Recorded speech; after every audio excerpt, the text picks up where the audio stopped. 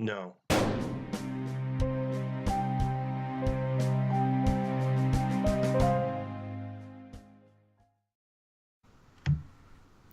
Hello, everybody, and another episode of Zero Interest. My camera angle is a little different. I tried fixing it. It's just low now, so I'm just sort of. You're looking up at the face of God's gift. I'm a little bit George Lucas right now. Oh, okay. Anyway, so this was episode 16 of season 1, volume 1, whatever. Black and White from RWBY. So We found where the budget went. yeah, Zero and I watched this at the same time, so take it away, Zero. So we start off with Blake and Monkey Boy, who I'm pretty sure is based off Sun Wukong or the monkey. You are correct. It was Sun Wukong. You said it was Son Goku while we were watching it. Yeah, Son Goku is like the other name for Sun Wukong, basically. No, it's not, but okay. Basically it. Yeah, but Sun Wukong, the Monkey King, and Blake are sitting at a table and he's like, you just gonna say a few words and then look at me, or are you gonna actually talk? Yeah. Also, she's like, well, I use coffee with his tail. It's not the thing anymore, but it solves the problem. So she explains in a very animated 2D way. Yeah, the White Fang used to be a peaceful organization. I was part of it. We were peacefully protesting. Then it went a little bit violent in the wrong direction, and then I left after that. It was working. We were being treated like equals, but not out of respect, out of fear. So I left. Yeah, the animation's a little bit Avatar is the way I'd describe it, really. And it works well for doing a flashback describing thing and making it interesting. It does. I think they did that a few times, so it works. Yeah, it's not the first time they've done it. They did it in the beginning of the show, too. Yeah. But she describes her past. Somebody else came to be in charge of the White Fang and turned him violent and whatnot. And I've not been part of them ever since. Meanwhile, everybody's still out looking for her. And they've had... Well, Penny shows up, first of all. Weiss, I think we should hear her side of the story before we jump to any conclusions. I think when we hear it, you'll all realize I was right. And I think Weiss's hair looks wonderful today. Ah, Penny, where did you come from?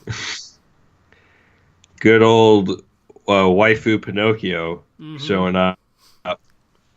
And immediately the other two leave Ruby with her. Mm-hmm. Naturally.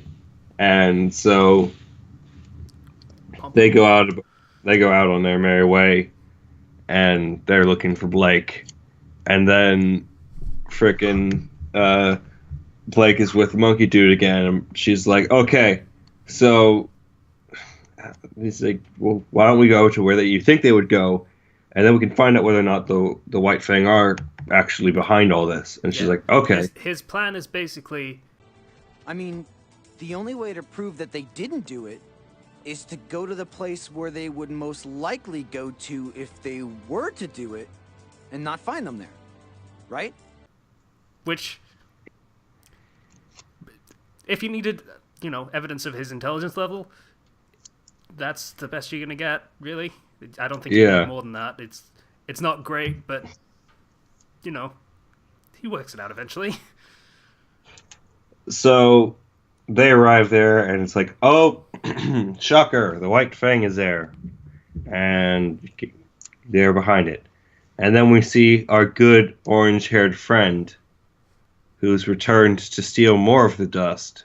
Hey, what's the holdup? We're not exactly the most inconspicuous bunch of thieves at the moment, so why don't you animals try to pick up the pace? Because, boy, he sure does love to bathe in that dust and rub it all over his body. So...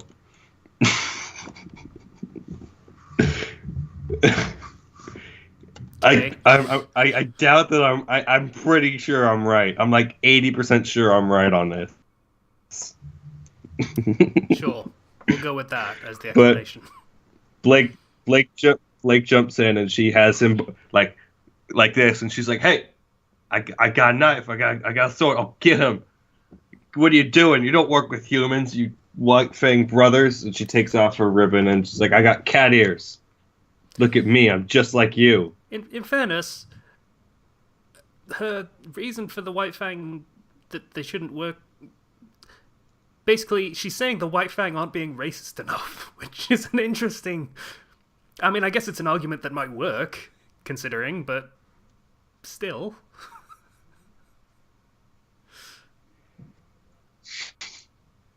So, she obviously does not have that plan work out. And so, then the budget comes in, and... the budget.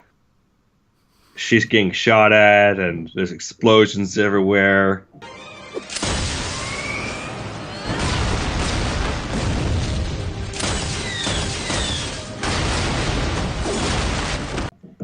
Big violence, whatnot. And Ruby sees the explosions in the distance. She's like, "Oh no!" Oh, we're skipping Monkey. Fuck it, Sun. It's his name. His name is Sun. We're skipping his fight scene. That's sad. Well, he jumps in and he uses his power pole to defeat everyone. That's also nunchucks and also. It has shotguns on it. Honestly, that's so probably like. I'd probably use that weapon. I like that weapon a lot. That's a pretty cool weapon.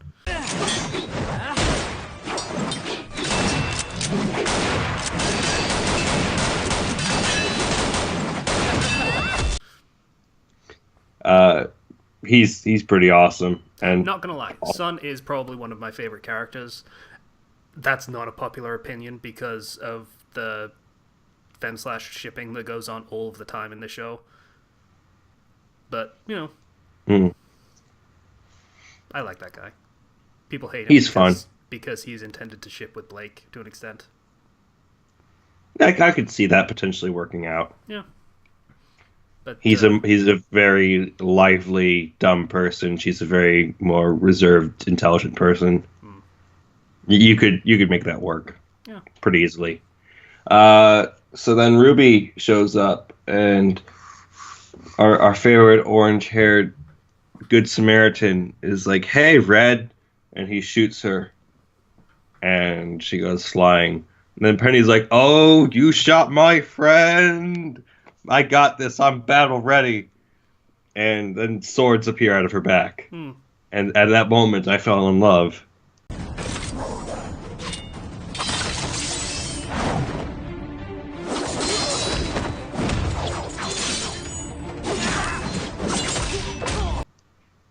Because, boy, is that a great power to have.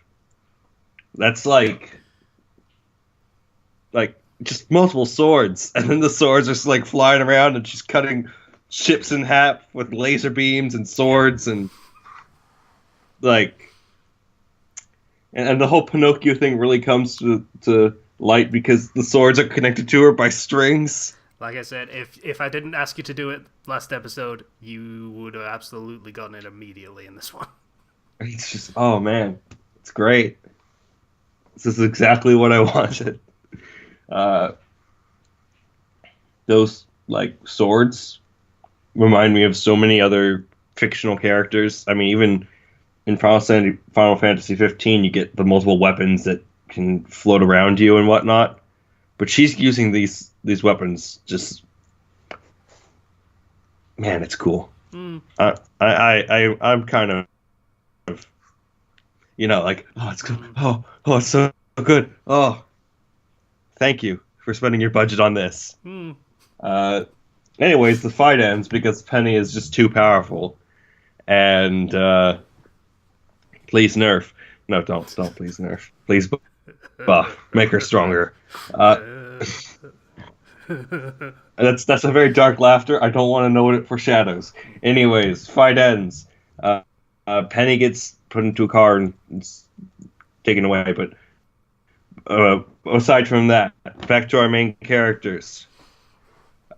Weiss once again proves that she's probably the one of the best characters in the show. In fact, that she is one of the best characters in the show. Because she goes up and she's like, well, Blake, it doesn't matter. You're not part of them anymore. It's fine. Just come to me next time you need help. I don't want to hear it. All I want to know is that the next time something this big comes up, you'll come to your teammates and not someone else. We're teammates. We depend on each other. And, you know, it would be so easy for the sake of cheap drama to make Vice just constantly the bad guy. Yeah. But they do so much to make her likable and more human. Like, she's actually really kind. Which is something that you normally wouldn't get from a character like that. Yeah. So, I was really happy with that ending. Pretty solid. And and then we had our, obviously, like, Penny got taken away. It's like, it's not your time yet, said the mysterious voice in the car. Oswald was looking at a RWBY picture. Yeah, and he gets a text message from, I don't remember whether it said Crow, but it was from Crow, saying Queen has pawns, and that's all it said, and you don't really get any context on it. Yeah. Unless the pawns is secretly, like, code word for porn, and then Queen is something else. Queen and it's means dirty Queen message. is in the band.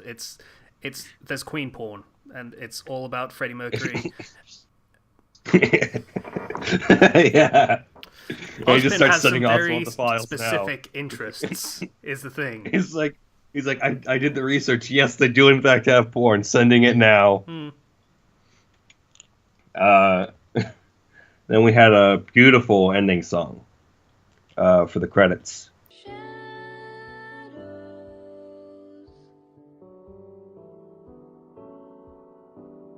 Seem to fill your life.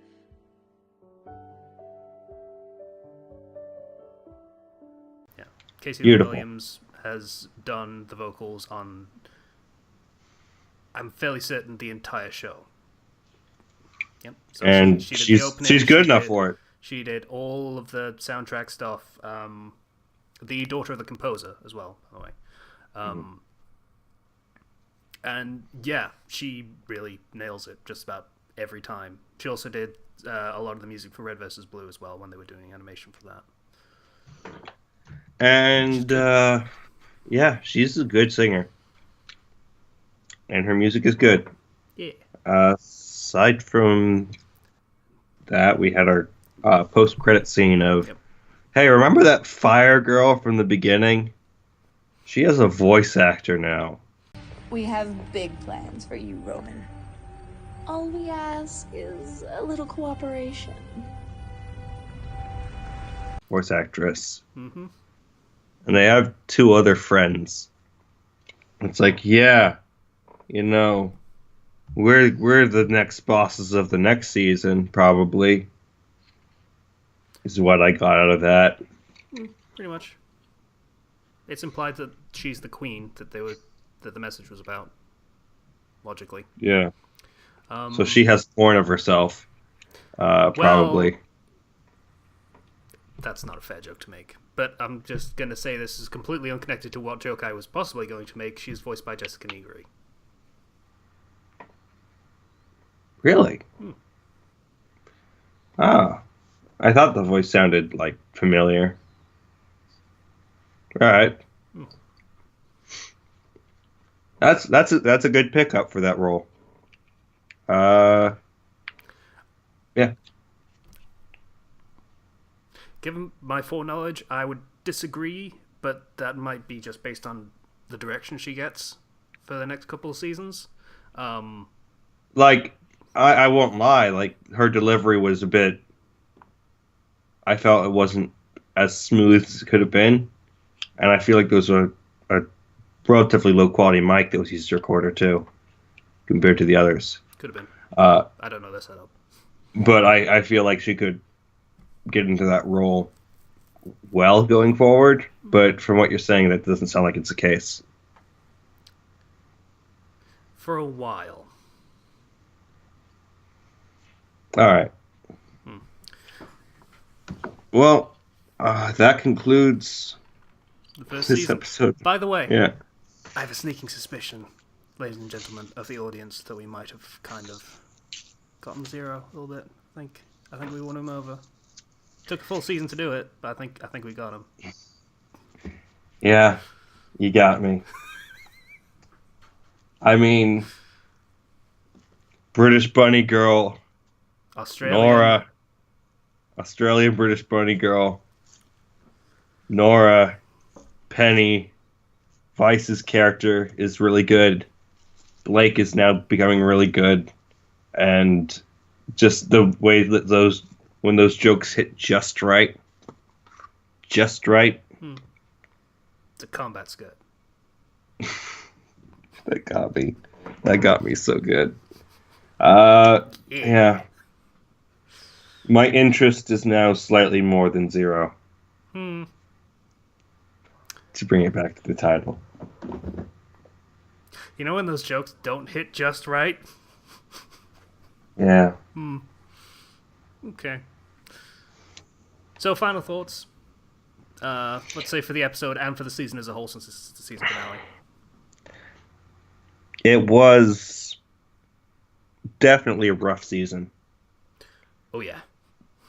It was like there were lots of rough parts, but there were it was a diamond in the rough. You could see the parts where they really succeeded, and you were like, if this show was this part, this type of stuff, the entire time, it'd be gold. And I don't know if speaking of diamond in the rough, guess who we meet next season? That's not much to go on at all. Oh, someone hasn't been watching Disney movies recently. Anyway, continue. I interrupted. Recent Diamond Aladdin? No? Really? Okay. Yeah. Gosh, I lost my train of thought. Sorry. But it was if the show was all the good parts, and this is true of anything really, if the show was the parts where it excelled most of the time, even, it would be probably a solid 9 out of 10 show at least. But it gets weighed down by poor voice acting or poor animation or some plot lines that don't really have much build up or foundation or don't really do much more than they could have done. Like when we talk about the bully part with John and how much more that could have been, or how they could have had more of a focus on other characters that didn't really get much of a focus. But I do understand that the show doesn't have much runtime altogether as one season. And so there's only so much you can do. But what it manages to do in that time is pretty amazing. So yeah. I'll give it that. Yeah, I mean, like I kept saying, this was a trial run for something that they've basically never done before, and it was wildly successful despite its flaws. So for the second season, they do the damnedest to get rid of those flaws and give it more time, more budget, more effort, a bigger animation staff. So yeah, a lot of the problems that were in this season go away next season. Well, I'll say they're minimized next season and pretty much go away for the third. Not gonna lie, I'm tempted to just stop this series and just keep watching it on my own. No, not fair. But no, I want to see, we'll I want to see your reactions going forward, because based on your reactions to stuff that's happened in this season, I want to see your thoughts going forward. All right. Well, we'll keep on doing more episodes, starting with season 2, episode 1, next week. I have no idea what they're going to do with it, but it should be strong. It's pretty great. Also, after we finished, once we caught up with season 4, which is probably going to be the end of season 4, just to be clear, because it's going to take that long for us to get there. I have a thought that we should flip this and have me watch something that you think I should watch. Oh.